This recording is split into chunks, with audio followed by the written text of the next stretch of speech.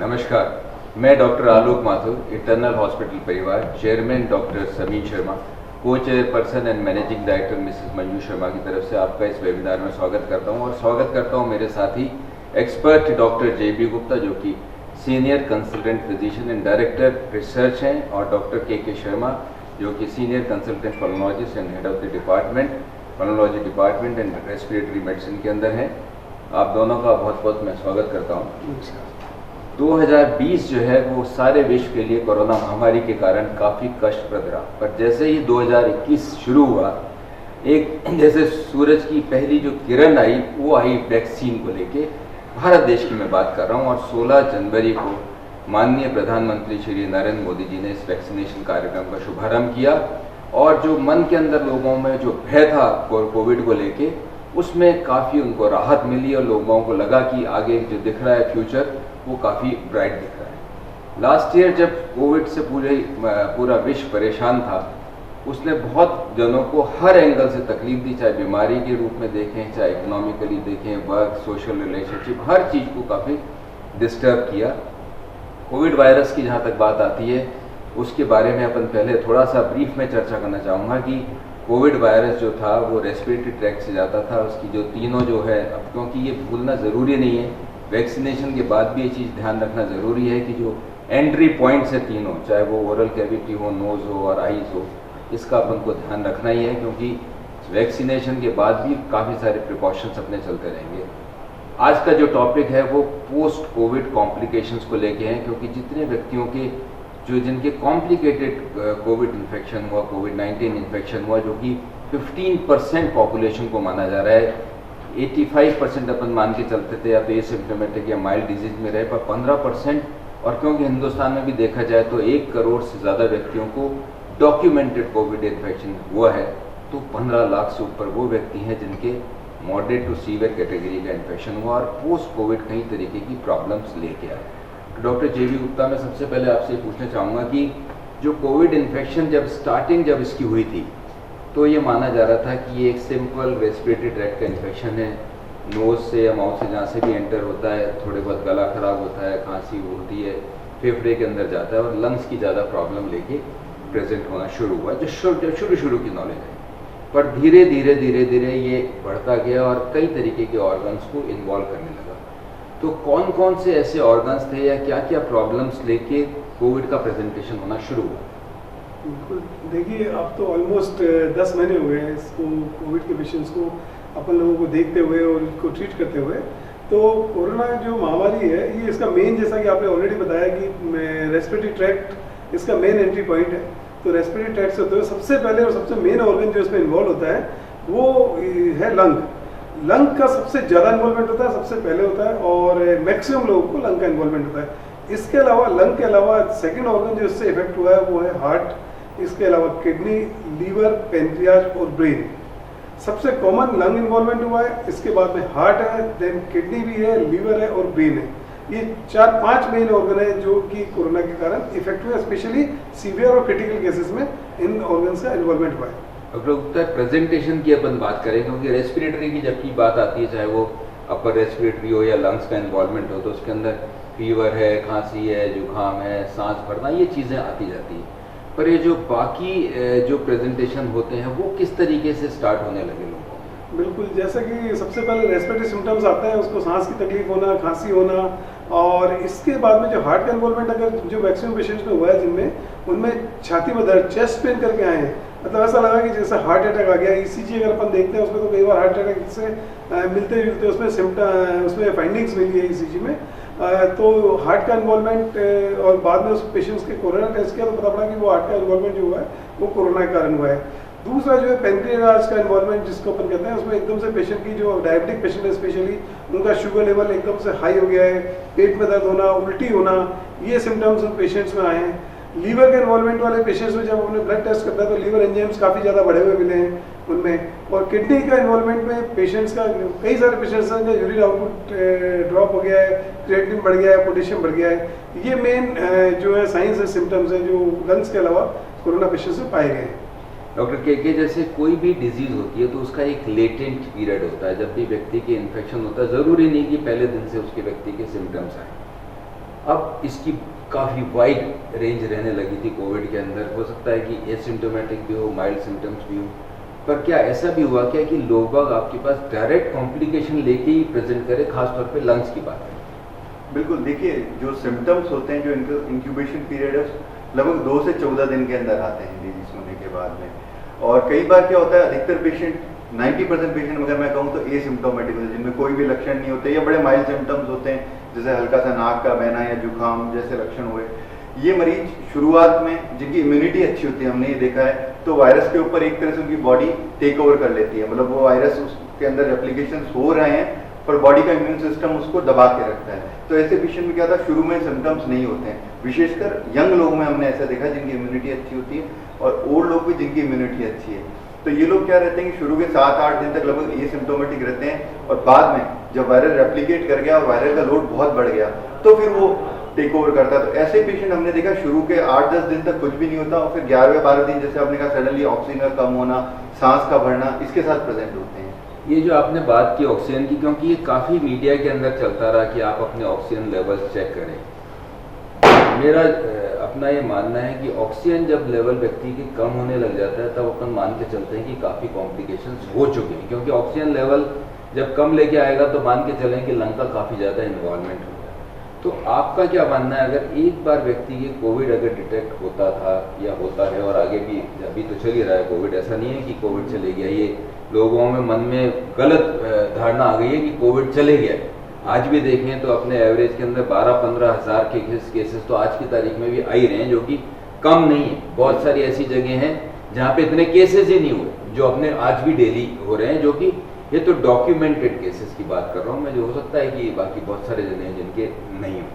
तो ये जो बात चल रही थी कि इस तरीके की जो इन्फेक्शन जो लेके व्यक्ति आता है और केवल ऑक्सीजन नाप के आता था, तब आपके पास काफ़ी कॉम्प्लिकेटेड लेके आता था। उस समय अगर समय पे रहते हुए, जब हल्का सा फीवर चल रहा है, अगर कोई व्यक्ति टेस्ट करा के अर्ली डिटेक्ट करता था, और एक वो पेशेंट है जो कि कॉम्प्लिकेटेड केस लेके आता था आपके पास, जिसको आप एडमिट करते थे, उन दोनों के आउटकम में कितना फर्क पड़ता? बिल्कुल फर्क पड़ता है। देखिए अर्ली डिटेक्शन से, चूंकि एक बात मैं और बताना चाहूँगा, हम लोग सब अवेयर हैं कि बहुत सारी दवाइयाँ नहीं हैं, पर कुछ दवाइयाँ पाई गई हैं, अधिकतर जो ट्रायल्स हैं जो इफेक्टिव हैं।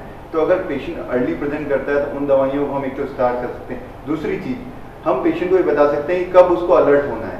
बेसिकली बिल्कुल जैसे कई मरीज ऐसे होते हैं, ऐसा मानते हैं जब ऑक्सीजन 85 से कम आता है तब आता है। हमें ये कि भाई 94 एक जो दिया गया अधिकतर गाइडलाइंस हैं, जो हम कोविड को डिवाइड करते हैं मॉडरेट और सीवियर इलनेस। तो मॉडरेट इलनेस वो होती है जब आपका ऑक्सीजन 94 से ऊपर हो, भले ही आपको निमोनिया हो सीटी के अंदर, है ना, बट अगर आपका ऑक्सीजन 94 से कम जा रहा है तो भले निमोनिया नहीं भी हो तो सीवियर कैटेगरी में आ जाएगा। तो जैसा आपने बिल्कुल सही कहा, ऑक्सीजन एक बड़ा मार्कर है। तो अधिकतर लोग क्या करते हैं, इसको इग्नोर करते रहते हैं, जिनको नहीं पता होता। जब ऑक्सीजन एकदम से 85 करीब आता है तब जाके अलर्ट होते हैं। तो जैसा कि ट्रीटमेंट और सपोर्टिव केयर दोनों की ही बात हम करें तो जो लोग अर्ली प्रेजेंट हुए हैं, हमने देखा है कि उनमें कंपैरेटिवली कॉम्प्लिकेशंस और आउटकम बेटर रहा। ये जो पूरे जो निमोनिया लेके आ गया आपके, और एक व्यक्ति है कि जो बिल्कुल हल्की सी स्टार्टिंग में लेके आया, दोनों को आपने ट्रीटमेंट स्टार्ट करा, तो नेचुरली इनके आउटकम्स के अंदर फर्क रहता ही होगा। बिल्कुल, जैसा कि मैंने कहा कि भी एक बार जब वायरल लोड बढ़ जाता है, वायरल बॉडी में बहुत ज़्यादा रेप्लिकेट होने लग जाता है, तो आपके इम्यून सिस्टम को बहुत बुरी तरह से वो डैमेज कर देता है। और जैसा कि सर ने बताया, लगभग सारे अंगों को इन्वॉल्व करता है। तो जितना समय निकलेगा, भाई शुरुआत इसकी लंग से होती है, बट ब्रेन, हार्ट कॉम्प्लिकेशंस, और जब दूसरे अंगों का इन्वॉल्वमेंट होता है तो हमने देखा आउटकम खराब हो जाता है। मरीज को खराब होने की संभावना या मृत्यु होने की संभावना उन मरीजों में ज़्यादा रहती है। विशेषकर एक चीज़ और मैं कहना चाहूँगा, जो मरीज लेट प्रेजेंट होते हैं, तो इसमें कोविड में 2 चीज़ होती है। एक तो इन्फ्लामेशन एंड थ्रोम्बोसिस। तो इन्फ्लामेशन का मतलब सूजन होता है, थ्रोम्बोसिस का मतलब खून का गाढ़ा होना। तो ये 2 मेन चीज़ें होती है। शुरुआत इन्फ्लामेशन से होती है। जब इन्फ्लामेशन बहुत ज़्यादा बढ़ जाता है तो कई सारे मार्कर्स बढ़ते हैं जिन ब्लड के अंदर आते हैं, जिनकी वजह से खून गाढ़ा हो जाता है, थ्रोम्बोसिस। अगर ये जो माइक्रोथ्रोम्बस होते हैं, ये एक मेम्ब्रेन होती है, एल्वेओलोकैपिलरी मेम्ब्रेन, जहाँ पे हमारा गैस का एक्सचेंज होता है, उसमें अगर जाके ये जम जाते हैं तो आप मान के चलिए वो बड़ी भयावह स्थिति होती है। उस स्थिति के बाद मरीज का बाहर आना थोड़ा मुश्किल हो जाता है। इसका मतलब अगर अपन समय पे डिटेक्ट करके अगर दवाई दें तो इस कॉम्प्लिकेशन को अपन प्रिवेंट कर सकते हैं। डॉक्टर गुप्ता, जब भी डायग्नोसिस की बात आती है तो सबको पता था कि एक RT-PCR जो टेस्ट है, जो कि गोल्ड स्टैंडर्ड टेस्ट माना जाता था, अभी भी माना जाता है इसके डिटेक्शन के अंदर। उसके बाद कुछ और भी टेस्ट आने शुरू हुए, खास तौर पे रैपिड टेस्ट आना शुरू हुआ कि लोगों को इमीडिएट टेस्ट कर लेते थे। आरटी-पीसीआर की सेंसिटिविटी कितनी है, और अगर आरटी-पीसीआर नेगेटिव आ रहा है और आपको लग रहा है कि पेशेंट के कोविड हो सकता है, तो और कौन कौन से टेस्ट है जो कि आप करा के उसको कंफर्म करते हैं या ये मान के चलते हैं कि कोविड को दोबारा टेस्ट करते हैं? बिल्कुल, ये बहुत ही आपका सवाल बहुत अच्छा और बहुत इंपॉर्टेंट सवाल है, क्योंकि अधिकतर लोगों में भ्रांतियाँ हैं कि भाई आरटी-पीसीआर नेगेटिव आ गया मतलब मेरे को कोविड नहीं है। वो ऐसा मान के चलते हैं कि आरटी-पीसीआर पॉजिटिव मतलब कोविड, नेगेटिव मतलब कोविड नहीं है, चाहे कोई भी सिम्टम हो। जबकि आरटी-पीसीआर की सेंसिटिविटी 65 to 70% तक ही है। मतलब इवन 30% वो लोग भी हैं जिनको कोविड है, इसके बाद भी उनकी रिपोर्ट नेगेटिव आई है। तो केवल आरटी-पीसीआर के बेस पे, नेगेटिव के बेस पे अपन कोविड नहीं होना नहीं मान सकते। आरटी-पीसीआर के अलावा सबसे पहले पेशेंट के साइन एंड सिम्टम जो कि कोविड से मैच कर रहे हैं नहीं कर रहे हैं, इसके बाद आरटी-पीसीआर सबसे इंपॉर्टेंट टेस्ट है जो कि अपने को करना ही है। अगर वो पॉजिटिव आ रहा है तो एक तरह से कंफर्म ही हो गया कि इसको कोविड है। इनकेस अगर वो नेगेटिव भी है तो बाकी टेस्ट हैं, जैसे ब्लड के सीआरपी लेवल है, ब्लड काउंट्स है, न्यूट्रोफिल लेवल है, लिम्फोसाइट लेवल है, इसके अलावा HRCT चेस्ट है और डी डायमर टेस्ट है। ये कुछ ब्लड टेस्ट हैं और प्लस पेशेंट के क्लिनिकल साइंस एंड सिम्टम्स, ये सब मैच करके और पेशेंट की क्लिनिकल हिस्ट्री से मैच करके ही, चाहे आरटी-पीसीआर नेगेटिव आ रहा हो, अगर वो उस सारे क्राइटेरिया फिट हो रहा है तो अपने को उसको कोविड मान के चलना चाहिए। ये जो HRCT जो अपन टेस्ट है, जो CT स्कैन चेस्ट का अपन कराते हैं, और उसमें एक स्कोरिंग आती है और लोग बाग उस स्कोरिंग के हिसाब से खुद ही जज कर लेते हैं कि मेरे तो माइल्ड है, या आरटी-पीसीआर की रीडिंग के अंदर एक वैल्यू आती है जिसको लेके चलते हैं लोग बाग कि मेरे तो कोई खास बात नहीं, उसके फिगर को चेक कर लेते हैं, ऐसे ही HRCT के फिगर को। आप क्या मानते हैं कि इनके फिगर ज़्यादा इम्पोर्टेंट है या ओवरऑल क्लिनिकल जजमेंट इम्पोर्टेंट? बिल्कुल, देखो इनके जो HRCT चेस्ट में जो दो तरह के स्कोर आते हैं, एक तो कोरेड स्कोर आता है, एक सीवेट स्कोर आता है। कोरेड स्कोर ये बताता है कि आपकी ये जो फाइंडिंग्स हैं ये कोरोना के इन्फेक्शन से कितनी मिलती जुलती है। कोरेड स्कोर 1 से 5 तक होता है। 4 और 5 वाली जो 1 से 6 तक होता है इनफैक्ट, 4 और 5 वाली जो फाइंडिंग है वो कोरोना से बहुत ज़्यादा मिलती जुलती होती है। 1 to 3 जो है वो रिलेटिवली कम कोरोना की फाइंडिंग से मिलती जुलती होती है। तो एक तो कोरेड स्कोर से हम लोग ये पता पड़ता है कि उस पेशेंट में कोरोना की संभावना कितनी ज़्यादा है। दूसरा होता है civet score. Civet score definitely एक इम्पॉर्टेंट एक स्कोर है जिससे अपने को सीवेटी पता पड़ती है, लेकिन केवल उस सीवेटी स्कोर के बेस को जजमेंट नहीं करना चाहिए, जैसे कुछ लोग कर लेते हैं। उसके साथ ओवरऑल उसकी कंडीशन, उसकी एज, उसकी कोमोर्बिड कंडीशन जैसे डायबिटीज है या हार्ट की प्रॉब्लम है, ये सब चीज़ें भी अपने को उसमें देखनी पड़ती है। पेशेंट की कंडीशन के साथ में सीटी स्कोर, एक सपोज कोई एक यंग पेशेंट है, 25 साल का यंग पेशेंट है जिसको कोई डायबिटीज नहीं है, हाइपरटेंशन नहीं है, कोई हार्ट की प्रॉब्लम नहीं है, उसका कोरोना सीवेट सीटी स्कैन में सीवेट स्कोर सपोज 10 या 11 है, और एक पेशेंट जो कि 60 साल का है उसका सीटी स्कोर 6 या 7 है, लेकिन उसको डायबिटीज भी, उसको हार्ट की प्रॉब्लम है, तो वो पेशेंट रिलेटिवली ज़्यादा खराब होने के चांस हैं, चाहे भले इसका सीटी स्कैन का स्कोर कम है as compare to young patient. Important बात यह है कि जो सेल्फ एनालिसिस लोगों ने आरटी-पीसीआर के अंदर एक वैल्यू को देख के कि हाँ मेरे माइल्ड वाला है, मेरे सीवियर वाला है नहीं है, और दूसरा HRCT की जो एनालिसिस सेल्फ एनालिसिस है उसमें काफ़ी ज़्यादा प्रॉब्लम्स होने लगी और लोग सेल्फ जजमेंट करके 1-2 दिन घर पे निकालते हैं और फिर जब अस्पताल पहुंचते तब तक वो कॉम्प्लिकेशन बहुत ज़्यादा हो जाता है। डॉक्टर क्योंकि सारी चीज़ें घूम फिर के लंग्स पे जाके रुकी थी कोविड के अंदर, जितने भी कॉम्प्लिकेशंस या मॉर्बिडिटी या मॉर्टिलिटी की बात आती थी तो वो अपन मान के चलते थे लंग्स। सारा ऑक्सीजन देखो, सपोर्ट देखो, बाकी सारा का सारा ICU केयर एक्चुअली एक तरीके से लंग्स को लेकर ही चलती रही। जैसे बात चल रही है HRCT स्कोरिंग की, पहली चीज़ तो मैं पूछना चाहूँगा ये स्कोरिंग का क्या मतलब है? 10/25, 22/25, इसका मीनिंग क्या है? बिल्कुल, मैं बताना चाहूँगा, जैसे कि सर ने काफ़ी अच्छा बताया, उसमें कुछ चीज़ें ऐड करना चाहूँगा। स्कोरिंग है, अब स्कोरिंग जैसे ये क्योंकि कोविड नई डिजीज़ है तो जो भी स्कोरिंग बनी, मैं ऐसा कहूँगा भाई जल्दी से बन गई। अब इसके अंदर क्या है कि स्कोर का मतलब हुआ कि एक लंग का एक सा पार्ट है, 25 पार्ट में उन्होंने फेफड़े को डिवाइड कर दिया।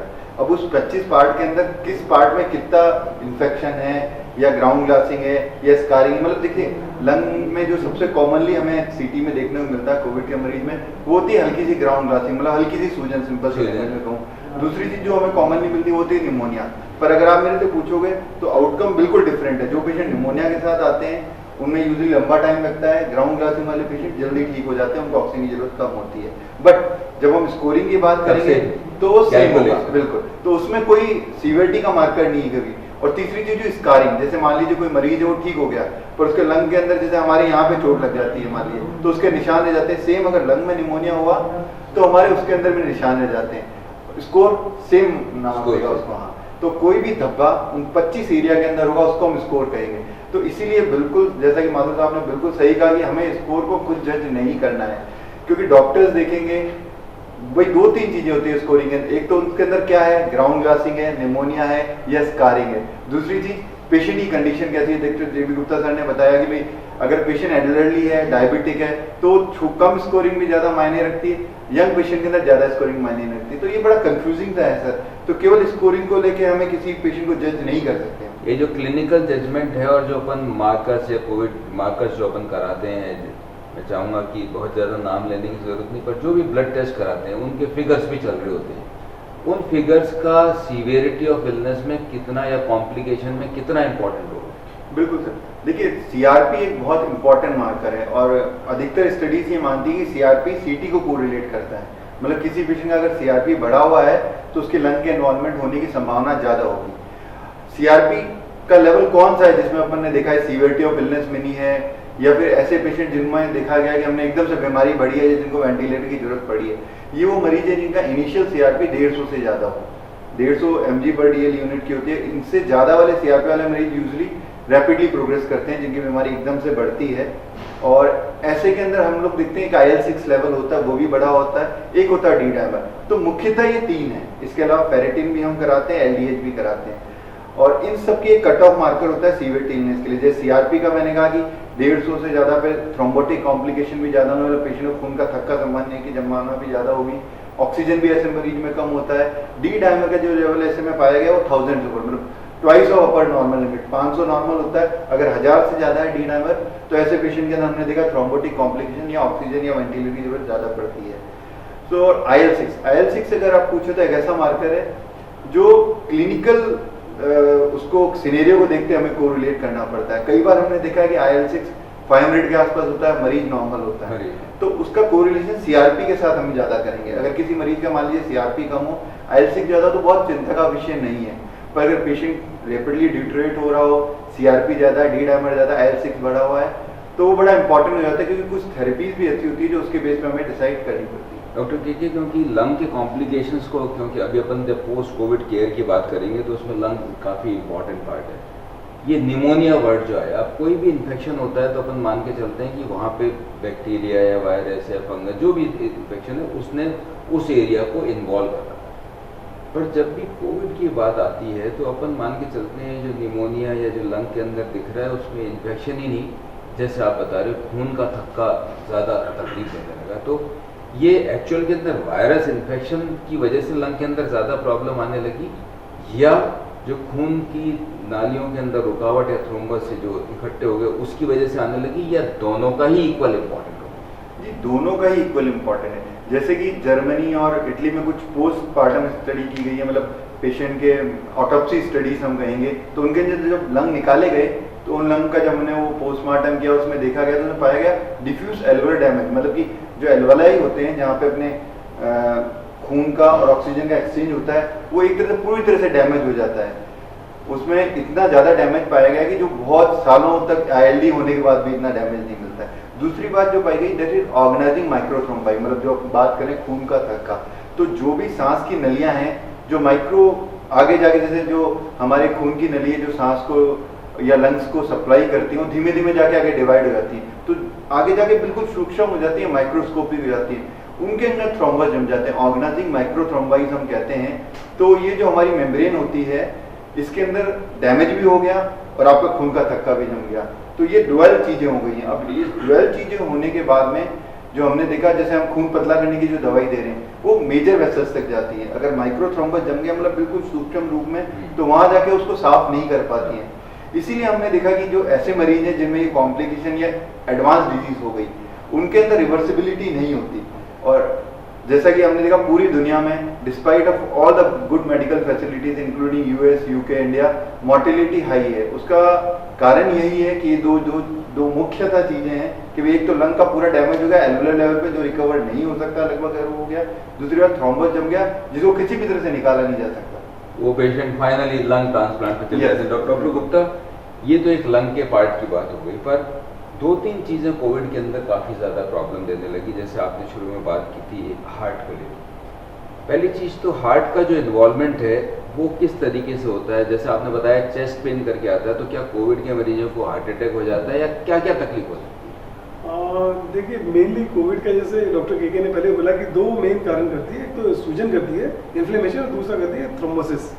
ये दोनों चीज़ें हार्ट के लिए बहुत इंपॉर्टेंट है कि हार्ट की जो दीवार होती है, मायोकार्डियम होता है, उनमें स्वेलिंग आ जाती है उनकी दीवार में, जिसको अपन मायोकार्डाइटिस कहते हैं। और दूसरा थ्रोम्बोसिस इवेंट होता है, तो हार्ट वेसल से थ्रोम्बोसिस आता है।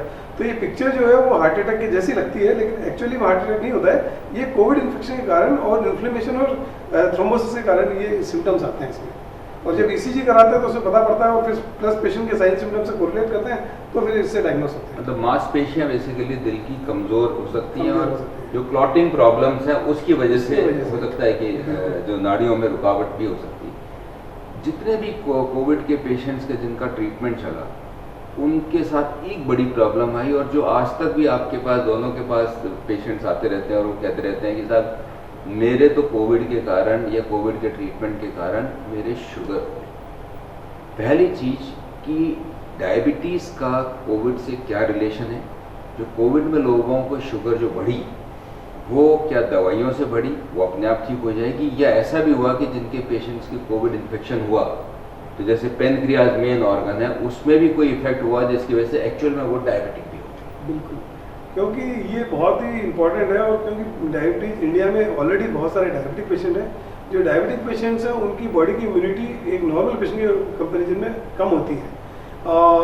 तो उन पेशेंट्स में कोविड इन्फेक्शन के चांस वैसे भी ज़्यादा रहे हैं, ज़्यादा हुए भी हैं as compare to normal patients, और आगे भी डायबिटिक पेशेंट्स में कोविड होने के चांस ज़्यादा हैं। तो डायबिटिक, क्योंकि कोविड भी एक इन्फ्लेमेटरी सूजन वाली बीमारी है, इन्फ्लेमेशन करती है बॉडी में, डायबिटीज भी इन्फ्लेमेटरी बीमारी है। तो ये जैसे ही कोविड होता है पेशेंट्स को, ये जो डायबिटिक पेशेंट को शुगर एकदम से कोविड इन्फेक्शन के इन्फ्लेमेशन के कारण एकदम से शुगर लेवल हाई होने लगते हैं। एक तो ये होने लगता है। दूसरा क्या होता है कि पेनक्रियाज भी, जो पेनक्रियाटाइटिस बीमारी है, वो भी स्वेलिंग वाली इन्फ्लेमेटरी बीमारी है। उसमें भी पेनक्रियाज में जो बीटा सेल्स होती है उसमें स्वेलिंग आ जाती है। उसमें स्वेलिंग आने से इंसुलिन सिक्रीशन कम हो जाता है। तो उन पेशेंट्स का शुगर लेवल, जो डायबिटिक नहीं है, जो प्री डायबिटिक है या हाई रिस्क डायबिटिक है, उनके भी शुगर लेवल बढ़ जाते हैं। तो वो एकदम से उनको लगता है कोरोना हुआ तो मेरे को शुगर होगी, 500 शुगर आई, मेरे को तो डायबिटीज थी नहीं, कोरोना के साथ मेरे को शुगर डायग्नोस हुई। एक तो ये चीज़ है। दूसरा इंपॉर्टेंट चीज़ है कि कोरोना में 2 मेन ट्रीटमेंट है। एक तो इन्फ्लेमेशन कम करने के लिए जैसे स्टेरॉइड अपन देते हैं, क्योंकि सूजन है इन्फ्लेमेशन के लिए सबसे इंपॉर्टेंट दवा स्टेरॉइड है। दूसरा जो थ्रोम्बोटिक कम करने के लिए एंटीकोगुलेंट देते हैं। तो स्टेरॉइड इटसेल्फ जो है शुगर लेवल बढ़ाती है। तो एक तो पेशेंट में कोरोना के कारण शुगर बढ़ गया है, जो डायबिटिक पेशेंट है उनमें ऑलरेडी इन्फ्लेमेशन के कारण शुगर बढ़ चुका है, फिर अपन से ऊपर से उसको स्टेरॉइड दे रहे हैं क्योंकि उसका ये इन्फ्लेमेशन को कम करना है। तो उसका जो पेशेंट का डायबिटीज है, जिसका शुगर लेवल कंट्रोल चल रहा था, जैसे कोविड हुआ उससे प्लस अपन ने जो ट्रीटमेंट स्टेरॉइड का दिया, उससे एकदम से शुगर लेवल 500, 600, 400 रहने लगे। उन पेशेंट्स को फिर हमको इमीडिएटली इंसुलिन पे शिफ्ट करना पड़ता है, और इंसुलिन की भी काफ़ी हाई डोज की रिक्वायरमेंट रहती है। ये जो इंसुलिन अपन देते हैं, और एक बार कोविड का ट्रीटमेंट जो खत्म हो जाता है, तो एक तो वो डायबिटिक पेशेंट्स हैं जो पहले से ओरल पे कंट्रोल थे, तो वो क्या पेशेंट ओरल पे शिफ्ट हो जाते हैं? सेकेंडली, जिनके उस समय शुगर बढ़ी थी बिकॉज ऑफ, जैसे आपने बताया, स्टेरॉइड इन्फ्लेमेशन, एक बार पूरा ट्रीटमेंट खत्म हो जाने के बाद क्या उनकी शुगर लेवल्स वापस नॉर्मल आ जाती है? क्योंकि आप भी इतने समय से पेशेंट देख रहे हैं, आपको ऐसा फील किया गया कि बाद में भी लोगों के शुगर लेवल थोड़े से हाई चल रहे हैं? बिल्कुल, क्योंकि डायबिटिक पेशेंट जो कि डायबिटीज कोरोना होने से पहले टैबलेट्स के ऊपर बिल्कुल वेल कंट्रोल शुगर चल रही थी, जैसे कोरोना हुआ उनका शुगर लेवल बढ़ गया, फिर हमने स्टेरॉइड दिया, शुगर लेवल उससे भी बढ़ा। और जैसे भी कोई इन्फेक्शन होता है हमें तुरंत मेडिसिन टैबलेट, डायबिटीज की टैबलेट बंद करके इंसुलिन पे पेशेंट को लेना होता है। तो ड्यूरिंग द ट्रीटमेंट अपन उसको इंसुलिन के ऊपर रखते हैं, शुगर के हिसाब से हाई डोज इंसुलिन देते हैं।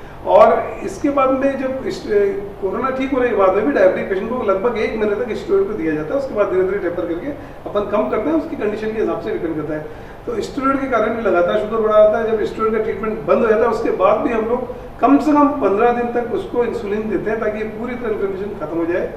लेकिन बहुत सारे पेशेंट ऐसे हैं जिनमें ये सब कुछ ठीक हो गया, स्टेरॉइड बंद हो गए, कोरोना भी ठीक हो गया, लेकिन उसके बाद जो उसके शुगर लेवल की रेंज थी वो लगातार ज़्यादा चल रही है।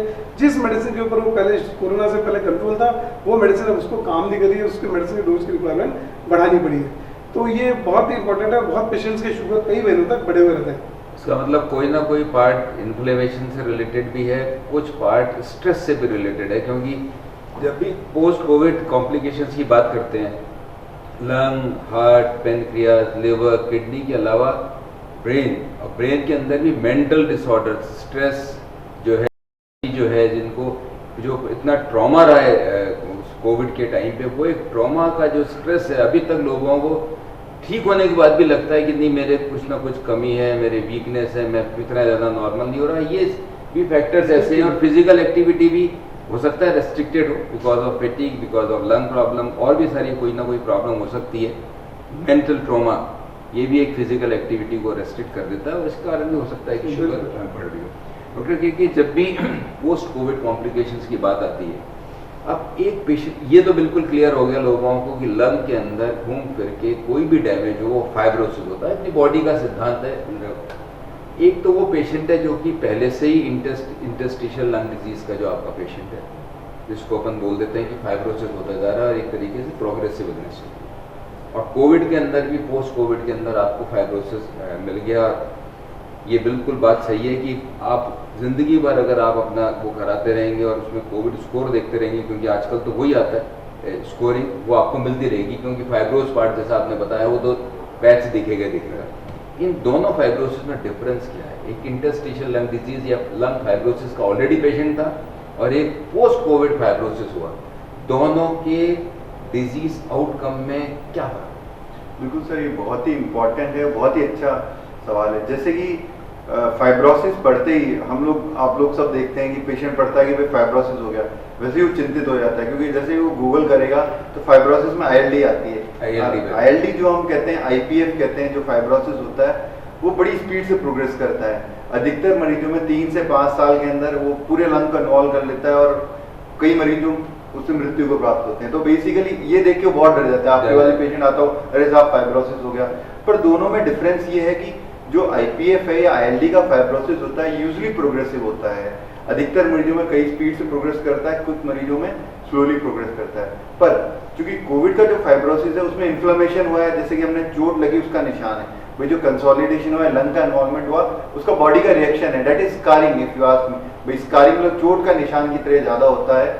तो यूजुअली स्कारिंग कहीं भी बॉडी में होती है तो रिवर्सिबल होती है। अच्छा, अब तो स्टडीज भी हैं, चूंकि कम समय हुआ है, पर जैसे चाइना से कुछ स्टडीज आई उसमें ये पाया गया है जो कोविड से रिलेटेड फाइब्रोसिस होता है धीमे धीमे करके वो रिकवर होता है। और हम लोग देख रहे हैं स्कारिंग का निशान धीरे धीरे करके स्कारिंग का निशान, वैसे ही साहब वो निशान कम होने लग जाता है। और इसका जो ड्यूरेशन है, ये बड़ा कॉमन सवाल है, हर मरीज पूछता है साहब ये कब तक निशान आएंगे। तो देखिए कुछ मरीजों में तो बहुत लंबे टाइम तक हो सकते हैं, क्योंकि कुछ कहा नहीं जा सकता। पर अगर आपको फंक्शनल प्रॉब्लम नहीं है, मतलब आपका ऑक्सीजन ठीक आ रहा है, आपको सांस लेने में कोई दिक्कत नहीं है, तो उसकी बहुत ज्यादा वैल्यू नहीं है। पर 3 से 6 महीने का जो समय है, स्टडीज बताती है उनमें अधिकतर मरीजों के अंदर फंक्शनल लेवल पे फाइब्रोसिस आता है, मतलब वो निशान हो सकता है दिखे पर आपको उससे तकलीफ नहीं होगी। तो इन दोनों में ये बड़ा डिफरेंस है, इसलिए हमें घबराना नहीं चाहिए। और वो CT स्कोर में जो हमें दिखता है ना फाइब्रोसिस या स्कारिंग दिखता है, उसको देख के भी घबराना नहीं चाहिए। कि बहुत बार मरीज ऐसा कहता है कि साहब जब मैं बीमार था तब मेरा CT स्कोर 15 था और अब मैं बिल्कुल ठीक हो गया हूँ, अभी मेरा CT स्कोर 15 आ रहा है। तो वो चोट के निशान है, वो दिख रहे हैं, वो तो हर समय दिखते रहेंगे, हो सकता है धीरे धीरे कम हो जाएंगे। तो 3 से 6 महीने, मतलब अभी जो स्टडी जितना अवेलेबल डाटा है, क्योंकि अभी जो पेशेंट यस उनका 6 महीने हुआ है सर रिकवर होते हुए भी, जो डेटा बहुत बड़ा कम है। हो सकता है आने वाले टाइम में हमें ये पता पड़े कि 1-2 साल के अंदर बिल्कुल खत्म हो जाते हैं।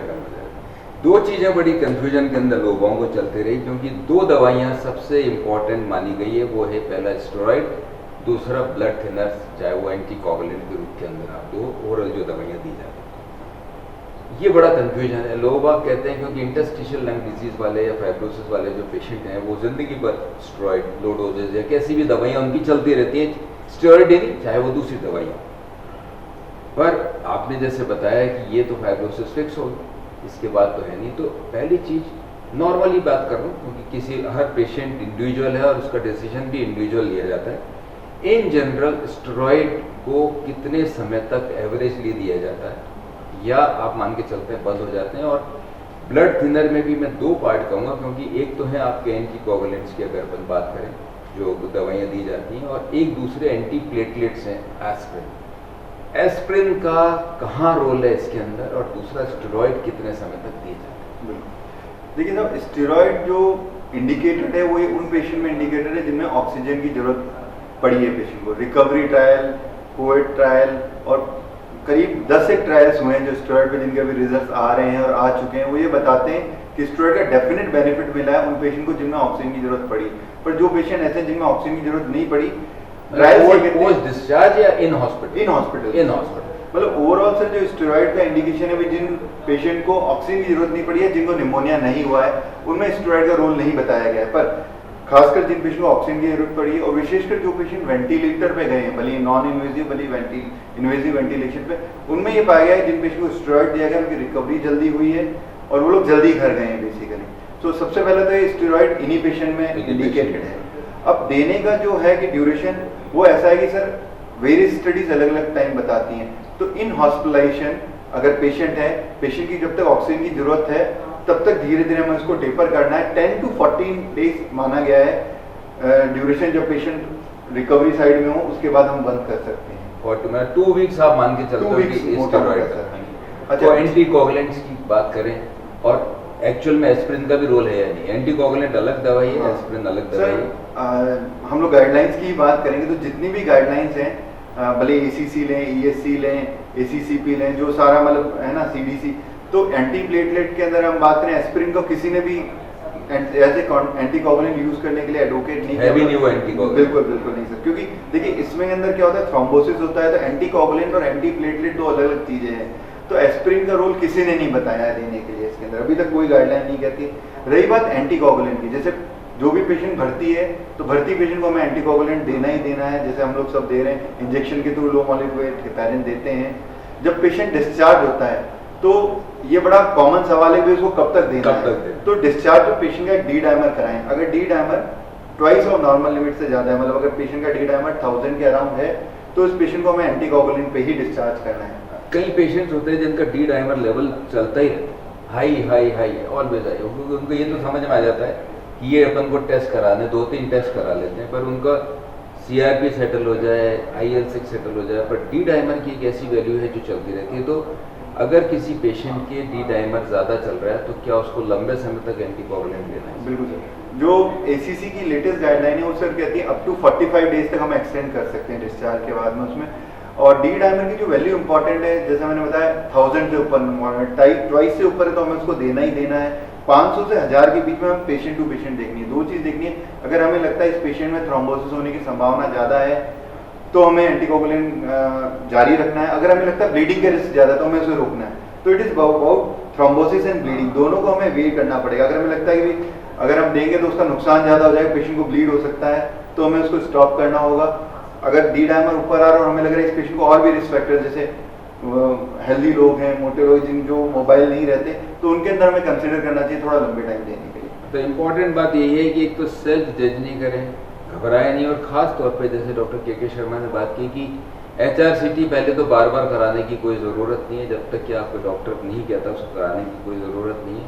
और अगर आपने कराया हुआ आखिरी के अंदर कोई वैल्यू भी आ रही है तो उसको बार बार चेक करने से मतलब नहीं, क्योंकि वो बढ़ेगा तो नहीं अगर आपकी कोई तकलीफ नहीं हो रही है। ये तो बिल्कुल क्लियर है, वो धीरे धीरे कम ही होगा। पर उसकी वैल्यू पे ये नहीं जाए कि मेरा तो ठीक नहीं हुआ और मेरा साथी था उसका तो 0 आ गया, उसका 20 था उसका 15 हो गया और मेरे तो 15 का अभी 15 का ही बना रहा है। ऐसी कोई बात नहीं, बस स्कारिंग है और वो धीरे धीरे करके रिग्रेस हो जाएगा। एक चीज हाँ। HRCT की सर जैसे बात कर रहे हैं तो मैं आपको बताना चाहूंगा कि पहले ऐसा होता सर, आपने भी देखा था, हम लोग जब CT लिखते थे तो मरीज कहता था साहब इसकी जरूरत है क्या, अब करा के आता है। अब ऐसा है कि हर मरीज हर थोड़े दिनों में, कुछ मरीज आप बिलीव नहीं करेंगे 5-5, 7-7 दिन में खुद ही CT करा के आते हैं। तो सर इसमें एक जो बहुत ही आने वाले मतलब टाइम में चिंता का विषय हो सकता है ये है कि इतना जो रेडिएशन एक्सपोजर हो रहा है, एक CT में आपको बताना चाहूंगा HRCT लगभग 1000 से 1200 एक्सरे के बराबर रेडिएशन का एक्सपोजर करता है। तो अगर आप हर 3 दिन या हफ्ते में CT करा रहे हैं और ऐसे करके अगर आपने 10 CT करा लिया तो आपने बॉडी को इतना रेडिएशन दिया है कि हमें लगता है और एक्सपर्ट्स मानते हैं कि आने वाले 10 या 20 सालों के अंदर कैंसर की संभावना बहुत बढ़ जाएगी। और एक चिंता का विषय है। मैं आपको ये मैसेज देना चाहूंगा, जैसे सर ने कहा CT बार बार ना कराएं, वो आपको बहुत ज्यादा इंफॉर्मेशन नहीं देती है। क्लिनिकल कंडीशन और बाकी पैरामीटर्स आपको बहुत अच्छी इंफॉर्मेशन दे देते हैं, हमें आगे क्या ट्रीटमेंट देना है, CT डॉक्टर की सलाह के अनुसार ही करें। डॉक्टर जेबी, जैसे ये साल की जो शुरुआत है, मैंने शुरू में बात की कि बिल्कुल ऐसे एक रोशनी लेके आया। जो लास्ट ईयर जो था वो बिल्कुल ऐसा आ गया था, डेड ईयर हो गया हर एक आदमी के लिए जो है। वो थी शुरुआत वैक्सीनेशन की इन इंडिया। बाहर तो वैक्सीनेशन स्टार्ट हो गया, पर अपने को तो अपने देश से मतलब है, और 16 तारीख को जैसे स्टार्ट हुआ। जब भी इम्यूनिटी की बात आती है, बहुत सारी चीज़ें बताई जाती हैं और बहुत सारे दवाइयाँ भी चली, खाने की भी कि आप इम्यून सिस्टम आपका, ये दवाई ये चीज़ खाओ तो आपकी इम्यूनिटी बेटर हो जाएगी। इम्यूनिटी बेसिकली प्रतिरोधक क्षमता है, कोई भी चीज़ अपन लड़ते हैं। और मैं थोड़ा सा बता देना चाहता हूँ कि इसमें इम्यूनिटी भी दो तरीके से इम्यूनिटी के अंदर मान के चलते हैं। एक तो होता है कि जो कि अपन मान के चलते हैं एक्टिव इम्यूनिटी, जिसमें मेन रोल वैक्सीनेशन का, और दूसरा पैसिव इम्यूनिटी, कई तरीके की दवाइयाँ दी गई, एंटीबॉडीज, प्लाज्मा दिए गए। ये सब होते हैं कि अपन ने एक बार, जैसे वर्ल्ड बैंक से लोन आता है वो पैसा आ गया, पर खुद की कमाई है वो तो वैक्सीनेशन ही दे सकता है। पहली चीज़ कि वैक्सीनेशन का कॉन्सेप्ट क्या है। इतने समय से वैक्सीन बच्चों के तो लगवाते आए अपन, और जब खुद के लगवाने के लिए आए तभी इतने सारा डिस्कशन होने लगा बच्चों की वैक्सीन की, तो कभी ज़्यादा अपन ने डिस्कस करा नहीं। वैक्सीनेशन का कॉन्सेप्ट, इसको लेके किस तरीके से आया, और जो भी तरीके के, दो तरीके की अपने यहाँ वैक्सीन अवेलेबल है, उन दोनों वैक्सीन में डिफरेंस क्या है। बिल्कुल, क्योंकि देखिए जितनी भी वायरल डिजीज है, वैक्सीन की आई थिंक पिछले 60 साल से वैक्सीन, अलग अलग बीमारियों के लिए वैक्सीन अवेलेबल है। जैसे जैसे साइंस समय निकल रहा है, साइंस और एडवांस तरक्की कर रही है, तो वैक्सीन के तरीके भी बहुत सेफ और अच्छी वैक्सीन, इफेक्टिव वैक्सीन बना रही है। जैसा कि कोरोना वायरस के लिए बात करते हैं कि इंडिया में आपने ऑलरेडी बताया कि 16 जनवरी से अपने यहाँ पे इंडिया में वैक्सीन चालू हो गया। फर्स्ट फेज में सारे हेल्थ वर्कर्स, जिसमें हम लोग भी इंक्लूड हैं, हम खुद ने भी, अब हमने वैक्सीन लिया है उसका फर्स्ट डोज। हेल्थ वर्कर्स को वैक्सीन लग रहे हैं। सेकंड फेज में बाकी 50+ वाले लोगों को लगेंगे, और मेरे को लगता है आने वाले 2 महीने के अंदर पब्लिक के लिए इजीली वैक्सीन अवेलेबल हो जाएगा। क्योंकि इसमें क्या है कि 2 तरह के वैक्सीन के बताने से पहले मैं बताऊंगा कि एंटीबॉडी वैक्सीन का रोल जो है, बॉडी में एंटीबॉडी बनाना है उस पर्टिकुलर बीमारी के लिए, जिससे कि आपको अगर दोबारा उस बीमारी का एक्सपोजर हो तो आपको बीमारी लगे नहीं, क्योंकि आपकी एंटीबॉडी रहेगी बॉडी में, तो वो एंटीबॉडी आपको बचाएगी।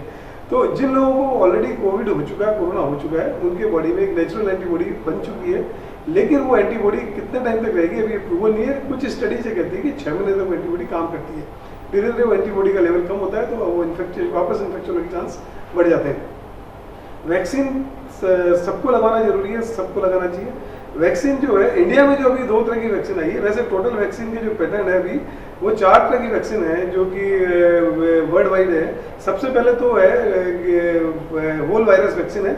इसमें इनएक्टिव वायरस को लेते हैं, जैसे डेड वायरस जिसको अपन कहते हैं, उससे वैक्सीन तैयार की जाती है। वो वैक्सीन जब बॉडी में इंजेक्ट करते हैं तो वो वैक्सीन एक एंटीजन की तरह होती है, बॉडी का इम्यून सिस्टम एकदम से उसको रेस्पॉन्ड करता है और उसके अगेंस्ट एंटीबॉडी बनाता है। तो वो जो डेड कोविड वायरस है, वो उससे वैक्सीन जो बनाई जाती है, इनएक्टिव वायरस जिसको अपन कहते हैं। तो ये अभी इंडिया में भारत बायोटेक कंपनी की जो कोवैक्सीन है, वो डेड वायरस टेक्निक से बनाई गई है। वो ये काफ़ी पुरानी और बिल्कुल प्रूवन टेक्निक है, वो काफ़ी सालों से इस टेक्निक से वैक्सीन बनाई जाती है। दूसरी वैक्सीन जो इंडिया में अवेलेबल है वो कोवैक्सीन है, कोविशील्ड है, जो कि सीरम इंस्टीट्यूट की है। ये वायरल वेक्टर टेक्निक से बनाई गई है। वायरल वेक्टर टेक्निक, इसमें क्या होता है कि वायरस को जेनेटिक इंजीनियरिंग के द्वारा एक पर्टिकुलर उसका जो प्रोटीन है उसको निकाल के, और उसका वेक्टर, जिसको कि वेक्टर कहते हैं, उसको कुछ मॉडिफाई किया जाता है, जिससे उसके साइड इफेक्ट्स बॉडी में कम होते हैं, और वो वेक्टर बनता है। वो वेक्टर का वैक्सीन जब अपन बॉडी में इंजेक्ट करते हैं तो अपना वो इंजेक्ट करके वो अंदर जाके रेप्लिकेट होके काफ़ी सारे एंटीजन बनाता है, जिससे कि अपना इम्यून सिस्टम एक्टिवेट हो और उसके अगेंस्ट एंटीबॉडी बनाए। ये भी काफ़ी सालों से बिल्कुल प्रूवन टेक्निक है। ये 2 टेक्निक काफ़ी सालों से बहुत सारी बीमारियों की वैक्सीन में इस टेक्निक से वैक्सीन बनाई जाती है। अभी इंडिया में 2 वैक्सीन मेनली जो अपन यूज हो रही है, और ये दोनों सेफ है, ऑलमोस्ट सेफ है, बहुत रेयर साइड इफेक्ट्स हैं, और अब तो लाखों लोगों को लग चुकी है और कोई किसी को मेजर साइड इफेक्ट नहीं आया। माइनर साइड इफेक्ट्स तो इसमें आ सकते हैं। तीसरी टेक्निक होती है जो न्यूक्लियोटाइड जो होता है, जैसे कि DNA, RNA, messenger RNA, virus के डीएनए या मैसेंजर आरएनए लेके उसकी वैक्सीन बनाई जाती है। तो वो बॉडी में, जैसे कि फाइजर कंपनी की वैक्सीन है जो यूएस और यूरोप में चल रही है, वो वैक्सीन क्या होता है कि बी सेल्स और टी सेल्स को एक्टिवेट करती है इम्यून सिस्टम में, ताकि उससे एंटीबॉडी बन के होती है। उससे रिलेटिवली थोड़ा सा साइड इफेक्ट्स के चांस ज़्यादा होते हैं, क्योंकि वो न्यूक्लियोटाइड होता है, तो मैसेंजर आरएनए होता है, तो इससे वापस रिप्लिकेट होने के चांस बढ़ जाते हैं। चौथा होता है कि वायरस की जो सरफेस पे एक प्रोटीन होता है, प्रोटीन स्पाइक, उस प्रोटीन की वैक्सीन बनाई जाती है। ये भी पुरानी टेक्निक है, ये भी सेफ है। तो ये 4 तरह की, लेकिन अब इंडिया में जो वैक्सीन है वो अपने एक तो डेड वायरस वाली है और एक वायरल वेक्टर वाली है। ये 2 वैक्सीन, ये जो दोनों वैक्सीन है तो उनका इफेक्ट तो एक तरीके से ऑलमोस्ट सेम ही है। ऑलमोस्ट सेम है दोनों का इफेक्ट, बिल्कुल। हाँ डॉक्टर, के जब भी वैक्सीनेशन की बात आती है 2-3 चीज़ें हाथ में लेके चलते हैं और काफ़ी लोगों को भ्रांतियाँ हुई, मतलब लोगों को जितने भी शौक लोग बाग पालते हैं, चाहे वो अल्कोहल का हो चाहे वो टोबैको हो, उसके बारे में इतनी चर्चा साइड इफेक्ट्स की नहीं करी लोगों ने। वैक्सीन को लेके काफ़ी चले, जबकि सिंपल सा बच्चों के भी जब वैक्सीन लगता था तो थोड़ा दर्द होता था, थोड़ा बुखार आता था और उनको पैरासिटामोल दे दी जाती थी, और इससे ज़्यादा साइड इफेक्ट, इसके साइड इफेक्ट क्या, बल्कि ये तो हल्के से प्रॉब्लम इस वैक्सीन में भी नहीं है। और सारे जितने भी वैक्सीन लगे हैं इंजेक्टेबल, उनमें छोटी मोटी प्रॉब्लम्स तो होती आई हैं। ये जो वैक्सीन का जो कॉन्सेप्ट है, दूसरे जो वैक्सीन लगते थे अपने स्वाइन फ्लू के जैसे लगते हैं या इन्फ्लुएंजा की वैक्सीन लगते हैं, इस वैक्सीन के अंदर और दूसरा कोई वैक्सीन लगाना है उसमें कितना ड्यूरेशन का रहना चाहिए, गैप या कोई गैप की ज़रूरत है? सर अगर लाइव एटीन्यूटेड वैक्सीन लग रहा है, मतलब लाइव वायरस वैक्सीन है, तो लगभग 4 वीक का गैप तो एटलीस्ट रहना चाहिए 2 वैक्सीन के बीच में। जो आपने बताया कि ये वैक्सीन से लोग डर रहे हैं, एक WHO ने टर्म दी है वैक्सीन हेजिस्टेंसी, मतलब कि वैक्सीन उपलब्ध है पर वैक्सीन हम लगाने से हिचक रहे हैं, है ना। और इसके लिए यूएस में बहुत स्टडी भी हुई, यूएस नर्सेस में सबसे बड़ी जो स्टडी हुई है वैक्सीन हेजिस्टेंसी को लेके, तो नर्सेस उसमें पाया गया कि करीब 30% से 40% नर्सेस थी वो नहीं लगाना चाहती थी। तो उनसे पूछा कि भाई आपको ये कैसे पता पड़ा कि इसके साइड इफेक्ट हुए हैं, तो आप बिलीव करेंगे कि जो नर्सेस जो हॉस्पिटल में काम करती हैं उन्होंने जो सबसे महत्वपूर्ण और जो माना जिसने उनको मिली वो है सोशल मीडिया या मीडिया बेसिकली। तो सोशल मीडिया पे आप कुछ भी डाल दीजिए बेसिकली, तो एक तरह से वायरल हो जाता है। आपने डाला भी किसी को, मान लीजिए once in a side effect हुआ, तो इतने लोगों को जो इफेक्टिवनेस है उस पर आदमी का ध्यान नहीं जाएगा, एक साइड इफेक्ट पे ध्यान जाएगा, नेगेटिव न्यूज हर समय प्रोजेक्ट। बिल्कुल बिल्कुल। सो आप देखिए कि यूएस के अंदर अपन देखें इतना डेवलप कंट्री है, वहाँ पे इतनी अच्छी इन्फॉर्मेशन है, फिर भी जो नर्सेस ने इन्फॉर्मेशन ली वो सोशल मीडिया से ज्यादा ली। प्रोफेशनल कलीग का उसमें 3rd नंबर पे नाम था बेसिकली। सोशल बिल्कुल सही बात कर रहे हैं, लोग बाग वो इन्फॉर्मेशन ले लेते हैं, जबकि साइंटिफिकली प्रूव्ड अगर देखा जाए, आप तो रिसर्च में खुद ही डायरेक्टर हैं और रिसर्च का एक तरीका है आपके पास। ये जितने भी वैक्सीन जो बने हैं अपने, ये कहते हैं साहब अभी 3rd फेज आया है, तो ये किस तरीके से फेजिक ट्रायल्स करते हैं शॉर्ट में? बिल्कुल, कोई भी वैक्सीन या कोई भी मेडिसिन जो मार्केट में आती है उसके बहुत सारे फेजेज होते हैं। मार्केट में आने से पहले बहुत सारी ट्रायल होती है। सबसे पहले प्री क्लिनिकल ट्रायल होती है, इसमें लेबोरेटरी में उसकी इफेक्टिविटी और स्टेबिलिटी देखी जाती है। इसके बाद क्लिनिकल ट्रायल्स होती है। क्लिनिकल ट्रायल्स में फेज 1 होती है, तो फेज 1 से भी पहले एनिमल्स के ऊपर उसको ट्रायल की जाती है, उसकी साइड इफेक्ट्स देखने के लिए। गिनी पिग है, रेट्स है, मंकीज है, उनके ऊपर होती है, और उनके रिजल्ट देख के अगर उसको लगता है कि इसके बेनिफिट ज़्यादा है, साइड इफेक्ट्स कम है, देन फेज 1 में कुछ लिमिटेड हेल्दी वॉलंटियर्स के ऊपर उसका ट्रायल किया जाता है और उनको बहुत क्लोज ऑब्जर्वेशन में गहन उसमें उनकी स्टडी की जाती है। एक एक पॉइंट उसका देखा जाता है, उनको कोई साइड इफेक्ट हो रहा है या कोई बेनिफिट हो रहा है, सारा निकाल के उसमें बेनिफिट का रेशो आता है। हर स्टेप के बाद में वो पूरे डेटा बना के गवर्नमेंट को प्रेजेंट किया जाता है। वो साइंटिस्ट उसका स्टडी करता है, उनको लगता है इसमें बेनिफिट है, तब अगले स्टेज पे जाते हैं, फेज 2 में जाते हैं। फेज 2 में उस पर्टिकुलर डिजीज के लिए जिसके लिए वैक्सीन बनाई है उसके लोगों को, लिमिटेड लोगों को लेके उसके ऊपर उसका ट्रायल किया जाता है और उसके रिजल्ट फिर कलेक्ट किए जाते हैं। उसमें बेटर रिजल्ट होता है तो फेज 3 आती है, जो कि मास में करीब 40,000, 1,50,000 लोगों के ऊपर वो ट्रायल की जाती है। फिर उससे भी रिजल्ट बेटर आता है, तब जाके मार्केट में वैक्सीन आती है। ये जो वैक्सीन अभी इंडिया में 2 वैक्सीन आई है, दोनों जो है फेज 3 ट्रायल ऑलमोस्ट कंप्लीट हो गई है उनकी और पूरी तरह सेफ है, ऑलमोस्ट सेफ है, कोई मेजर साइड इफेक्ट नहीं है। वैसे तो ये कहा जा रहा है कि जो बच्चे 18 साल से ऊपर के हर एक व्यक्ति को लगानी चाहिए, पर डॉक्टर के एक बड़ा बीच में कन्फ्यूजन स्टार्ट हुआ, वो थिनर्स को लेके हो, वही जैसे अपन एंटी कोवलेंट की बात कर रहे हैं, एंटी प्लेटलेट बहुत, क्योंकि एल्डरली ग्रुप है, कार्डियक पेशेंट्स हैं, अपन कहते तो हैं कि साहब हाई रिस्क ग्रुप को दो, पर ये बीच के अंदर हल्की सी आई कि साहब ब्लड थिनर जिनके चल रहे हैं उनको वैक्सीन दें या नहीं दें। तो it is intramuscular injection problem और वैक्सीन प्रॉब्लम जिनके ब्लड थिनर चल रहे हैं, एंटी कोवलेंट चल रहे हैं, देने के जो दोनों चीज़ें हैं, दोनों में डिफरेंस है। एक तो IM इंजेक्शन इन जनरल अपन कहते हैं कि भी जितने ब्लड थिनर पे हैं उनको संभल के लगाना चाहिए, कहीं उनकी ब्लीडिंग नहीं है, ये तो ये जनरल रूल है।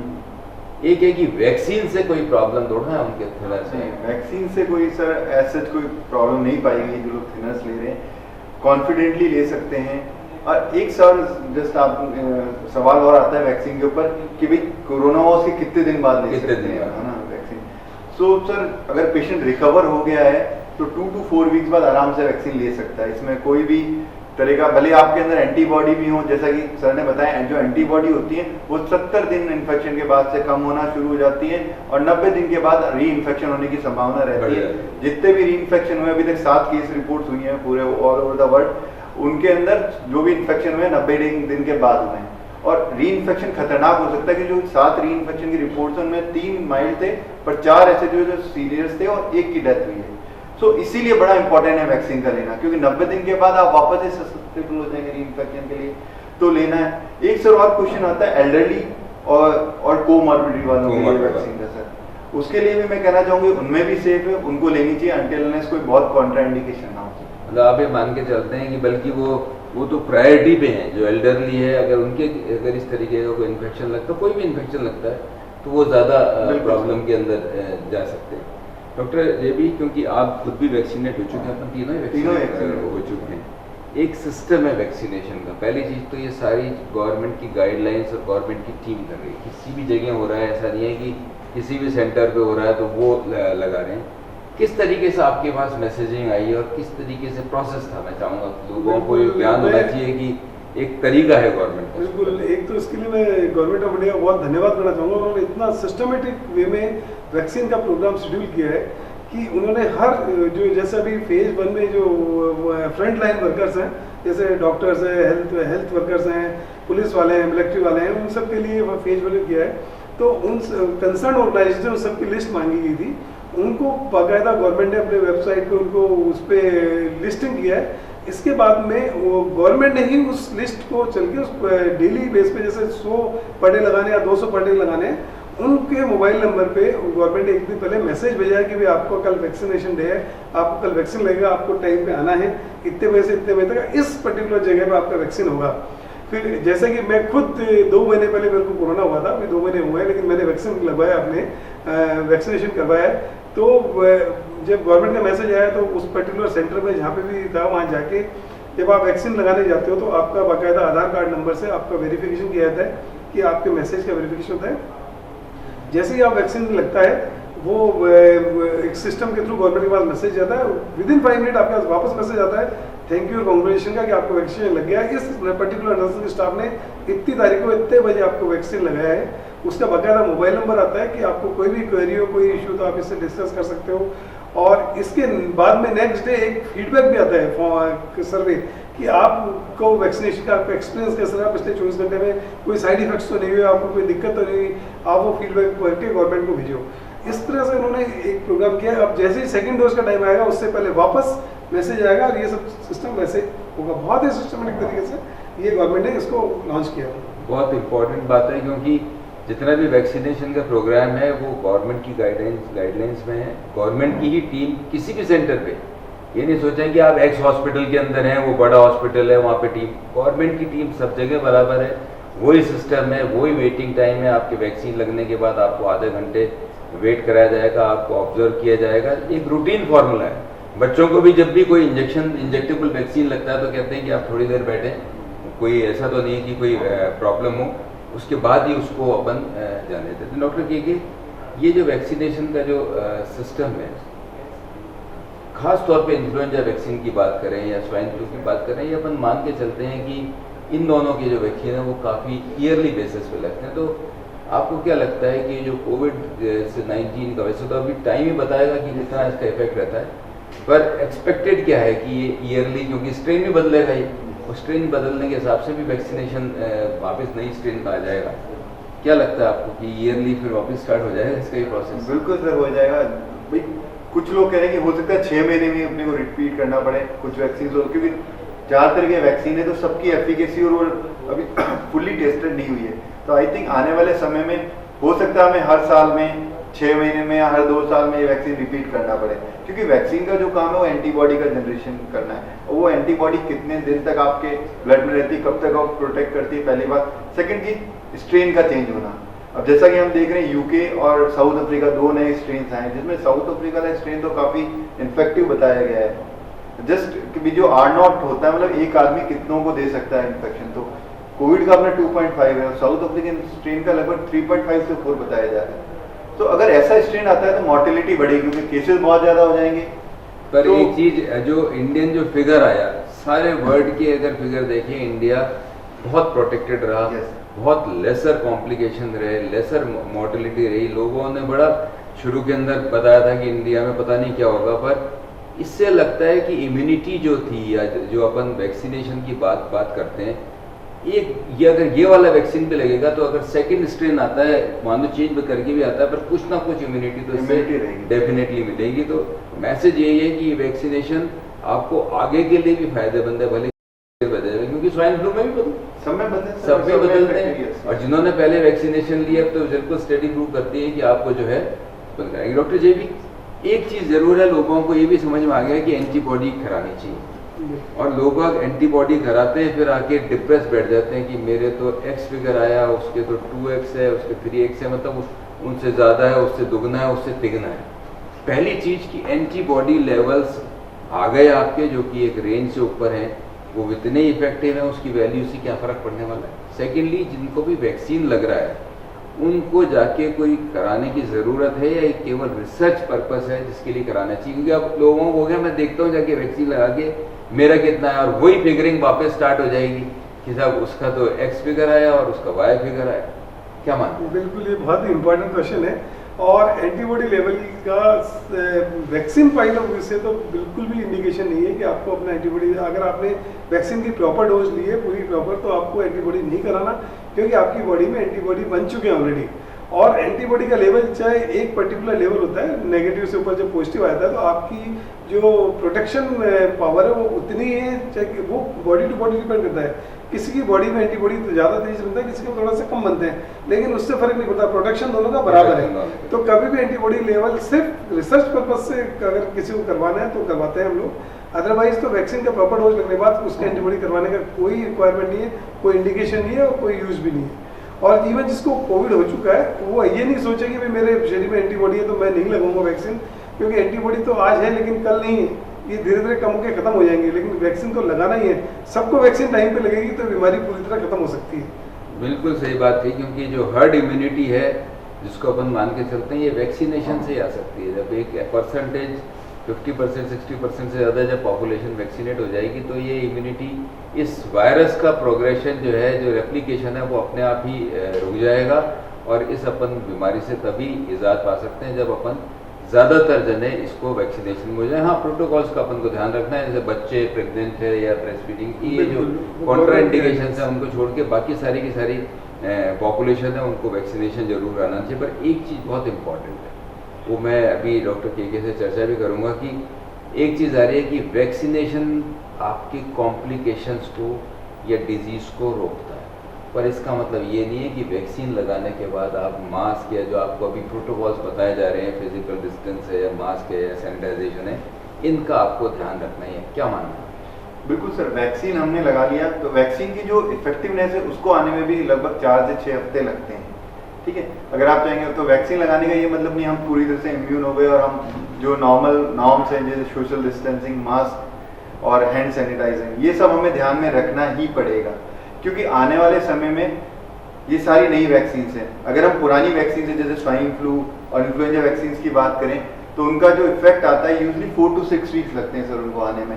तो ये वो टाइम है जिसके अंदर आप हमेशा ससेप्टेबल रहेंगे। इसके अलावा दूसरी जो बात है, कोई भी अगर वैक्सीन की हम बात करें तो 100% एफिकेसी इसकी पूरी पॉपुलेशन में नहीं होती है, despite of all the efforts basically. So अभी हमें जब तक वैक्सीन के बारे में पूरा पता नहीं पड़ता, जब तक ये बीमारी खत्म नहीं होती, जैसा सर ने बताया हर्ड इम्यूनिटी नहीं आती, हर्ड इम्यूनिटी के लिए 60 से 70% पॉपुलेशन का वैक्सीनेट होना बहुत जरूरी है। तब तक हमें ये तीनों चीजें, मास्क, SMS कहते हैं हमें ना, डिस्टेंसिंग, मास्क और सैनिटाइजेशन, तीनों का हमें ध्यान रखना पड़ेगा। बिल्कुल ये ज़रूरी है, क्योंकि आपके वैक्सीन के बाद कॉम्प्लिकेशन नहीं होंगे, ये बिल्कुल श्योर है। आपकी इम्यूनिटी इतनी स्ट्रांग रहेगी कि आपके हो सकता है कॉम्प्लिकेशंस बिल्कुल नहीं हो, बट छोटी मोटी प्रॉब्लम जो होती हैं वो आपको हो सकती हैं, वो आप उसको भी क्यों चले। मास्क से केवल इसी की बात नहीं, कोविड की बात नहीं, अगर अपन टोटल स्टेटिस्टिक्स देखें, आप तो पल्मोलॉजिस्ट हैं, चाहे वो ट्यूबरक्लोसिस हो, चाहे अदर इन्फेक्शन हो, चाहे स्वाइन फ्लू ही हो, कोई भी इन्फ्लुएंजा हो, जितने भी रेस्पिरेटरी ट्रैक्ट इन्फेक्शन थे इंक्लूडिंग पॉल्यूशन रिलेटेड प्रॉब्लम, को उसका सारा का सारा अगर फिगर है वो टोटल डिक्लाइंड है, एलर्जी भी कम हो एलर्जी भी कम होगी। तो मास्क का तो ओवरऑल, बल्कि अपन देखा करते हैं कि अपने जितने साधु संत हैं वो मास्क तो शुरू से लगा के चलते हैं, उनका एक कॉन्सेप्ट रहता है कि आप जो है फेस से जितनी भी डर्ट है वो नहीं आए। तो मास्क तो एक मेरे हिसाब से जीवन के अंदर एक लाइफ स्टाइल के रूप के अंदर ही आगे चलेगा। और मैं मान के चलता हूँ कि डॉक्टर के शर्मा ने और डॉक्टर JB गुप्ता ने जो आपको मैसेज दिया है वैक्सीनेशन का, वो सब जने ज़रूर लगवाएं, वैक्सीनेशन ज़रूरी है। और जो साइड इफ़ेक्ट ख़ास तौर पे सोशल मीडिया से जो आप जो गैदर करते हैं नॉलेज, उस पर बिल्कुल भी ध्यान नहीं दें। अगर आपको कोई चीज़ डिस्कस भी करनी है इंडिकेशन कॉन्ट्राइंडिकेशन में, तो अपने पर्सनल फिजिशियन या पर्सनल डॉक्टर के पास जाके जरूर करें। और गवर्नमेंट की सारी गाइडलाइन सब वेबसाइट पे एक चीज़ बिल्कुल चीज़ें क्लियर हैं। और दोनों जो वैक्सीन है, ये भी लोगों को बड़ा है कि इसके X लग रहा है, मेरे तो वो लगना चाहिए था, ये लगना चाहिए था, दोनों वैक्सीन इक्वल हैं। और इम्पॉर्टेंट बात है कि दोनों वैक्सीन लगाएं। Doctor K Sharma, doctor JB Gupta, आप दोनों ने इतनी महत्वपूर्ण जानकारी दी, इसके लिए धन्यवाद। नमस्कार।